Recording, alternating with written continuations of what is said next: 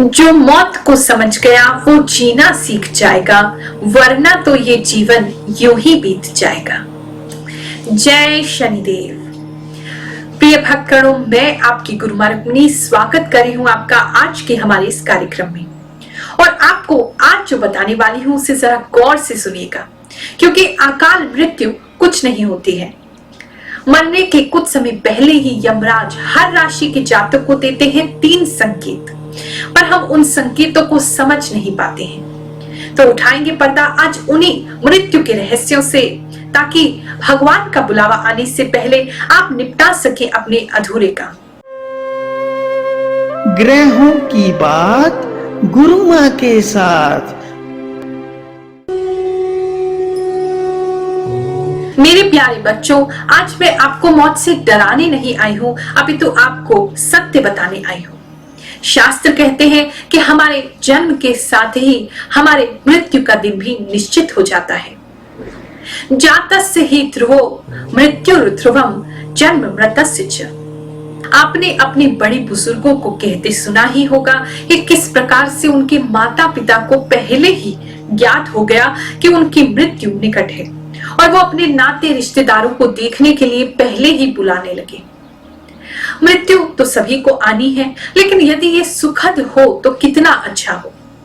मैं हमेशा कहती हूँ कि आए तो तुम रोते रोते हो, पर कुछ ऐसा कमाल करो कि हंसते हुए सबको रुला जाओ। अगर आपकी राशि कन्या राशि है, यानी कि वर्गो राशि है, या फिर आपके नाम का प्रथम अक्षर बा से या शा से शुरू होता है, तो ये है वो 3 संकेत जो मृत्यु से पहले यमराज आपकी राशि में देते ही देते हैं। सबसे पहला जो संकेत होता है वो है स्वप्न के माध्यम से। यमराज कुछ विशेष प्रकार के स्वप्न देते हैं जिससे आप पहचान सकते हैं अगर इस धरा पे आपका समय पूरा हो गया है तो। यदि आपको यमराज एक विशाल से कबूतर पर विराजमान दिखे और वो चल करके आपकी ओर आ रहे हैं या उड़ करके आपकी ओर आ रहे हैं, तो समझ लेना चाहिए कि अब यमराज आपको संदेश दे रहे हैं। यदि आप स्वयं को कबूतर की हत्या करते हुए सपने में देखें, तो समझ लेना चाहिए अब जीवन की डोर कमजोर हो रही है।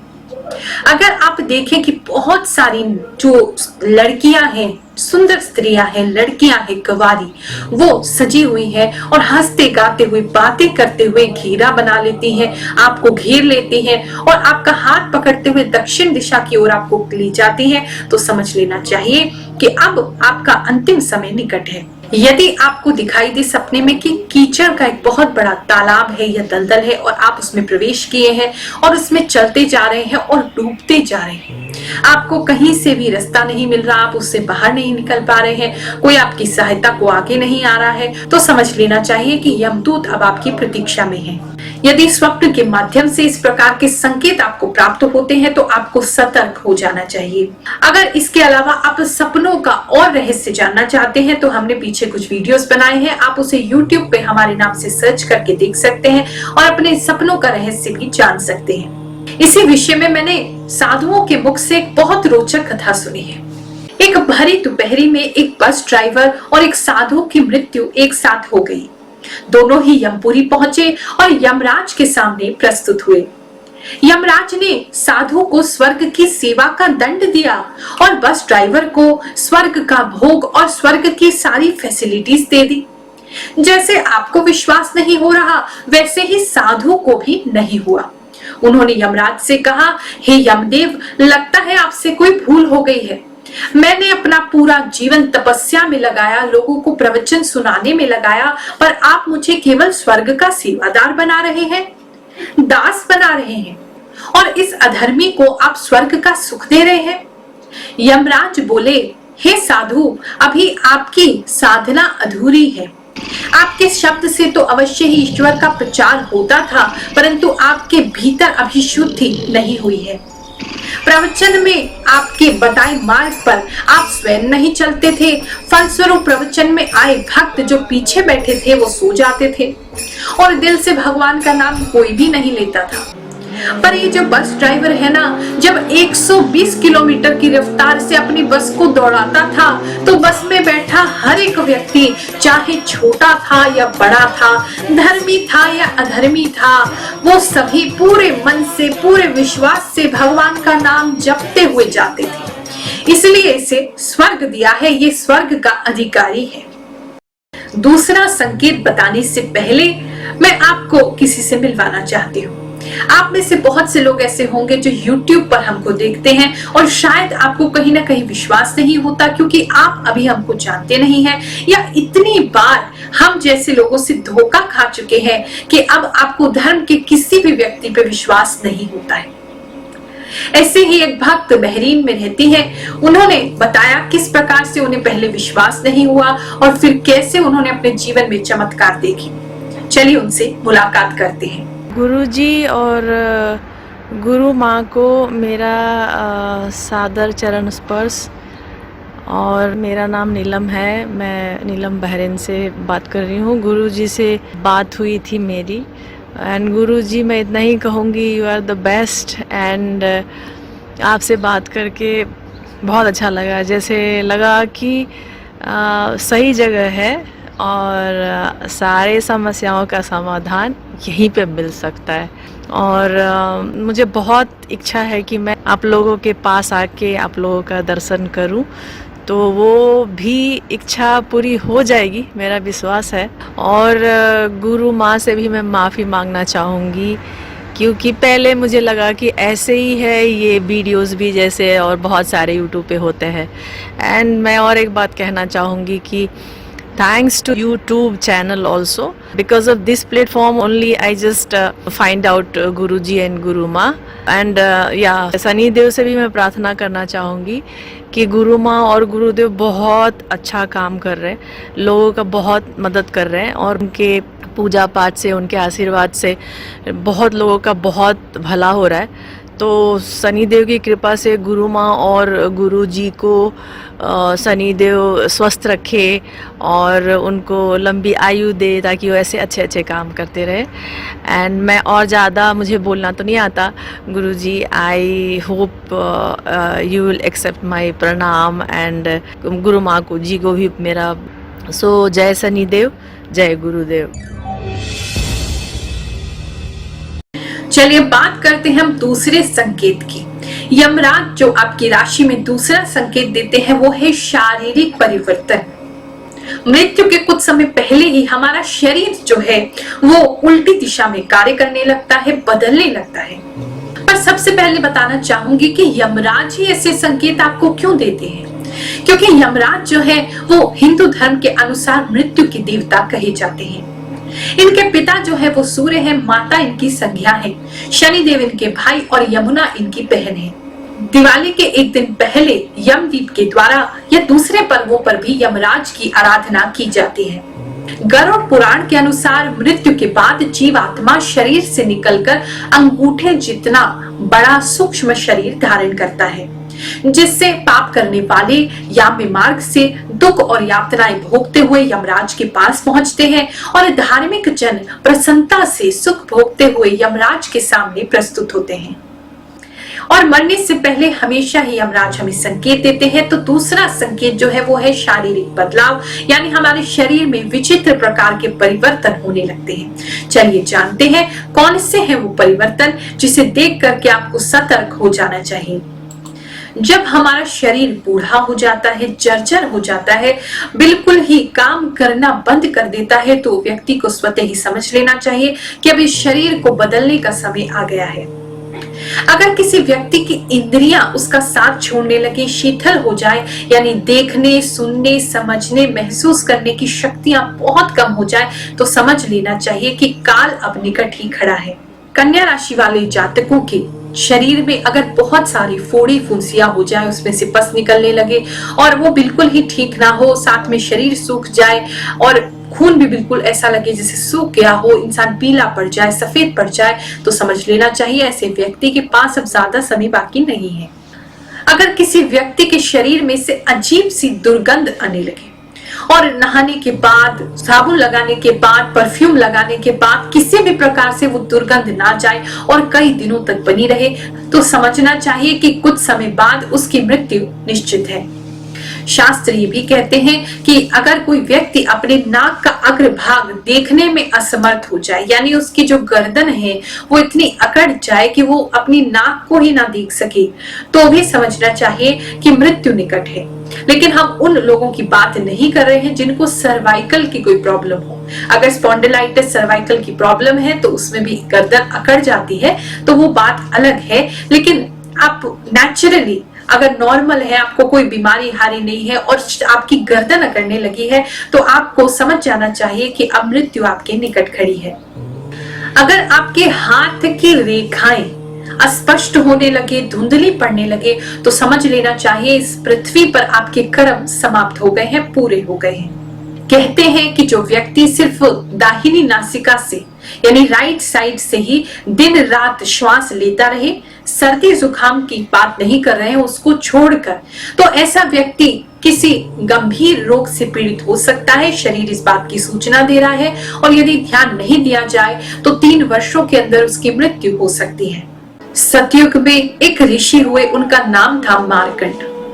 वो शिव भगवान की बहुत बड़ी भक्त थे, लेकिन उनके जीवन में एक दुख था कि वो संतानहीन थे। उनके यहाँ किसी भी संतान की अब तक कोई प्राप्ति नहीं हुई थी। तो उन्होंने सोचा कि क्यों नहीं भगवान शंकर से मैं प्रार्थना करूं। वो इस संसार में कुछ भी बदल सकते हैं, कोई भी परिवर्तन ला सकते हैं, तो क्यों ना मैं उन्हीं की तपस्या करूं। उन्होंने भगवान शंकर की आराधना प्रारंभ करी अपनी पत्नी सहित, और भगवान शंकर ने उनकी घोर तपस्या से प्रसन्न होकर ऋषि मार्कंडे को आशीर्वाद दिया। और भोलेनाथ बोले कि हे ऋषि मार्कंड, मैं विधि का विधान तो बदल रहा हूँ, तुम्हें पुत्र की प्राप्ति भी होगी, परंतु ये जो पुत्र है ये तुम्हारे हर्ष का भी कारण होगा और तुम्हारे विषाद का भी कारण होगा। भगवान शिव के वरदान से ऋषि मार्कंड को और उनकी पत्नी को एक पुत्र हुआ और ऋषि मार्कंड ने उनका नाम मार्कंडे रखा। ज्योतिषों ने ऋषि मार्कंड को पहले ही बता दिया कि आपका जो पुत्र है मार्कंडे, ये अल्पायु है, इसकी उम्र 12 वर्ष से अधिक नहीं होगी। और यही कारण था कि अब ऋषि मार्कंड, उनका हर्ष विषाद में बदल गया। ऋषिवर ने अपनी पत्नी को ये दुखी समाचार सुनाया। तब उनकी पत्नी ने उनसे कहा कि जिस ईश्वर ने हमें संतान की कृपा की है, क्यों ना उसी भोलेनाथ से हम प्रार्थना करें, वही मेरे बालक की रक्षा करेंगे। ऋषि मार्कंड ने अपने पुत्र को बचपन से ही शिव मंत्र से दीक्षित किया। उनकी माता हमेशा उनके लिए चिंतित रहती थी और एक दिन माता ने अपने पुत्र मार्कंड को उनके अल्पायु होने की बात बता दी। मार्कंड ऋषि ने जब देखा कि उनके माता पिता इतने दुखी हैं, तो उस बालक ने शिव जी की आराधना के लिए महामृत्युंजय मंत्र की रचना की और शिव मंदिर में बैठ के उसका अखंड जाप करना प्रारंभ किया। मार्कंड के समय पूरा होने पर वहां यमदूत आए। यमदूतों ने जब देखा कि बालक महाकाल की आराधना में लीन है, तो वह प्रतीक्षा करने लगे। लेकिन बहुत देर प्रतीक्षा करने के बाद भी जब मार्कंड ने अपनी आंखें नहीं खोली, तो यमदूतों ने उनको छूने का साहस नहीं किया और वो वापस लौट गए। जाकर के यमराज को बताया कि बालक इस प्रकार से शिव की आराधना में लीन है, तो यमराज स्वयं उनको लेने के लिए वहां पधारे। बालक मार्कंड ने जब यमराज को देखा तो वो और जोर जोर से महामृत्युंजय का मंत्र जाप करते हुए शिवलिंग से लिपट गए।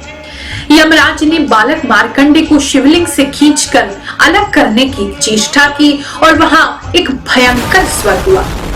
पूरा मंदिर कांप उठा। एक प्रचंड प्रकाश वहां यमराज के सामने प्रकट हुआ और शिवलिंग से स्वयं भगवान महाकाल प्रकट हुए। हर हर महादेव। भगवान शंकर के हाथों में त्रिशूल था और यमराज को उन्होंने सावधान कर दिया कि मेरे भक्त को खींचने की, उसके जाप में विघ्न डालने की तुमने चेष्टा कैसे की। यमराज महाकाल के उस प्रचंड रूप से कांपने लगे। उन्होंने कहा, हे प्रभु, मैं तो आप ही का सेवक हूं, आप ही के नियमों का पालन कर रहा हूं। आप ही ने मुझे प्राण हरने का ये निष्ठुर काम सौंपा है। भगवान शंकर का क्रोध कुछ शांत हुआ और फिर बोले कि मैं अपने इस भक्त की स्तुति से प्रसन्न हूं और मैं इसे दीर्घायु होने का वरदान देता हूं, इसलिए तुम उसे नहीं ले जा सकते, तुम वापस लौट जाओ। और साथ ही उन्होंने बालक मार्कंड को ये आशीर्वाद दिया कि जो भी उनके द्वारा रचित इस महामृत्युंजय मंत्र का पाठ करेगा कभी भी उसका अनिष्ट नहीं होगा, वो दीर्घ आयु होगा, उसकी आयु में वृद्धि अवश्य होगी। भगवान शंकर की कृपा से मार्कंड दीर्घ आयु हुए और उनके द्वारा रचित ये महामृत्युंजय का जो मंत्र है आज भी शिव को प्रसन्न करने के लिए बहुत ही कारगर है और मनुष्य को किसी भी प्रकार की असाध्य रोगों से, मानसिक तनाव से या अल्पायु होने से बचाता है।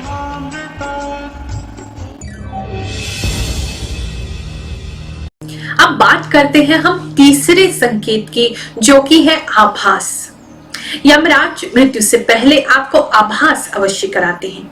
जिन लोगों की कुंडलिनी जागृत है या वो आध्यात्मिक रूप से बहुत ईश्वर से जुड़े हुए हैं तो उन्हें सभी लोगों को स्वयं भीतर से आभास होने लगता है कि अब उनका जो समय है इस पृथ्वी पर पूरा हो गया है। दूसरा संकेत जो आभास का होता है वो है अगर बार बार आपके घर में कबूतर जो है वो आ जाते हैं और बार बार मर रहे हैं या तोते जो है वो बार बार आके मर रहे हैं। ध्यान दीजिए, एक बार की बात नहीं हो रही है कि अचानक से मान लीजिए, क्योंकि ये तो पंछी है, कहीं ना कहीं तो जाकर के ये भी प्राण त्यागेंगे, तो एक बार की बात नहीं हो रही। लेकिन बार बार अगर ऐसा संकेत आपको मिल रहा है कि कबूतर या तोते आपके घर में आकर के या घर के आसपास आंगन में आकर के मर रहे हैं तो आपको सावधान हो जाना चाहिए। यदि दिन रात में आपको कभी महसूस होने लगे, डर लगने लगे जैसे कोई आसपास है या आपके आसपास कोई साया इत्यादि है या आपके मृत जन आपको दिखाई देने लगे, आपको महसूस होने लगे, तो समझ लेना चाहिए वो आपको अपने साथ ले जाने के लिए अब आए हैं।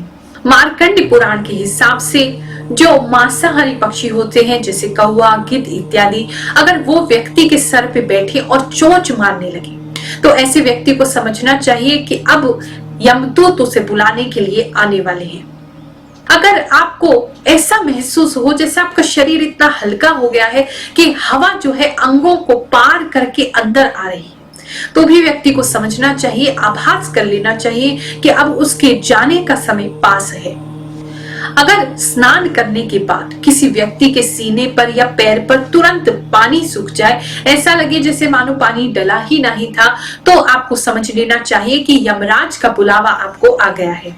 अगर आपकी परछाई भी आपका साथ छोड़ दे या आप दर्पण में, तेल में, पानी में अपनी परछाई देखना बंद कर दें, आपको दिखाई ना दे या धुंधली दिखाई दे, तो भी समझना चाहिए कि अब समय पूरा हो गया है। ऐसे ही यदि घर से निकलते ही कोई एक कुत्ता 40 दिन तक रोजाना आपके पीछे आए और आपके पीछे पीछे घूमता रहे, तब भी ऐसा समझना चाहिए कि अब संकट की घड़ी आने वाली है। तो ये है वो 3 संकेत जो यमराज आपको मृत्यु से पहले देते हैं। सबसे पहला स्वप्न, दूसरा शारीरिक परिवर्तन, तीसरा आभास। अब ये तो हमने जान लिया। अगर मान लीजिए कि समय हमारा करीब है जाने का, अपनों को छोड़ने का, तो ऐसे में हमें क्या करना चाहिए? शास्त्र कहते हैं यदि किसी व्यक्ति को अपनी मृत्यु का समाचार प्राप्त हो जाए, उसे मालूम हो जाए, आभास हो जाए, तो उसे क्या करना चाहिए? श्री आदि शंकराचार्य इस बात के लिए कहते हैं, उपस्थिते प्राण हरे कृतांते किमाशु कार्यम सुधिया प्रयत्नात् वाक्काय चिते सुखदं यमग्नं मुरारी पादाम्बुज चिंतनम च। श्री आदि शंकराचार्य जी कहते हैं यदि आभास हो जाए तो व्यक्ति को, अगर प्राणों का संकट है, मृत्यु उसके सामने खड़ी है, तो ऐसे व्यक्ति को ईश्वर का नाम भजना चाहिए। प्रभु का नाम ही एक ऐसा है जो आपको सभी बंधनों से मुक्त करते हुए आपको ईश्वर की ओर लेकर के जा सकता है। फकीरों को कहते, मैंने सुना है, वो कहते हैं मृत्यु कोई बुरी बात नहीं है, अच्छी बात है। अरे ये तो पिया से मिलन की घड़ी होती है, जहां से निकले थे वापस वहां जा रहे हैं, नदी समुद्र से मिल जाएगी, इससे सुंदर तो और हो ही क्या सकता है। लेकिन फिर भी अगर मान लीजिए किसी व्यक्ति को अभी उसने काम अपने जीवन के पूरे समाप्त नहीं किए हैं, जिम्मेदारियां पूरी नहीं हैं और ऐसा आभास होने लगे, तो ऐसे व्यक्ति को क्या करना चाहिए? तो ऐसे व्यक्ति को एस्ट्रोलॉजी की मदद लेनी चाहिए, ज्योतिष की मदद लेनी चाहिए। हाँ, मृत्यु अटल है, आनी ही है, उसे टाला नहीं जा सकता, लेकिन हम किसी व्यक्ति को दीर्घ आयु अवश्य ही कर सकते हैं। ईश्वर जो है, जो कुछ भी कर सकते हैं, यदि उनसे प्रार्थना, पूजा, उपाय किए जाए तो क्या असंभव है। तो यदि किसी के जीवन में ऐसी कोई दिक्कत आ रही हो तो अवश्य ही आप ज्योतिष की सहायता लें। दूसरा है महामृत्युंजय का जाप। जैसे कि मैंने आपको कथा सुनाई मार्कंड ऋषि की, अगर आपके जीवन में ऐसी कोई समस्या आ रही हो, ऐसा कोई आभास, कोई संकेत आपको प्राप्त हो रहा हो, तो आपको स्वयं ही महामृत्युंजय का जाप करना चाहिए। यदि स्वयं ना कर सके तो घर में जो भी लोग उनसे प्रेम करते हैं, उन्हें सभी को उनके नाम से जाप अवश्य करना चाहिए। और यदि मृत्यु अटल है, आ ही गई है, द्वार पे खड़ी है, तो ऐसे व्यक्ति के मुख में जाते समय गंगा जल अवश्य ही डालना चाहिए, तुलसी पत्र जरूर डालना चाहिए और हो सके तो श्रीमद् भगवत महापुराण का जो श्लोक है या कथा है, जितनी हो सके ऐसे व्यक्ति को श्रवण करानी चाहिए। यदि वो स्वयं व्यक्ति गीता का कुछ श्लोक पाठ कर सके और नहीं कर सके तो सुन सके, उसे श्रीमद् भगवत गीता का श्लोक सुनना चाहिए या पाठ करना चाहिए। और अगर कुछ भी संभव ना हो तो हरि नाम तो सबसे शुद्ध है, सबको शुद्ध करने वाला है। हरि नाम लेते लेते इस शरीर को त्यागना। चलिए, इस वीडियो को समाप्त करने का अब समय आ गया है। अगर इंफॉर्मेशन अच्छी लगी हो तो इसे लाइक करिएगा, जय शनिदेव नीचे कमेंट में लिखना मत भूलेगा और अपने दोस्तों रिश्तेदारों के साथ इस वीडियो को अवश्य शेयर कीजिएगा।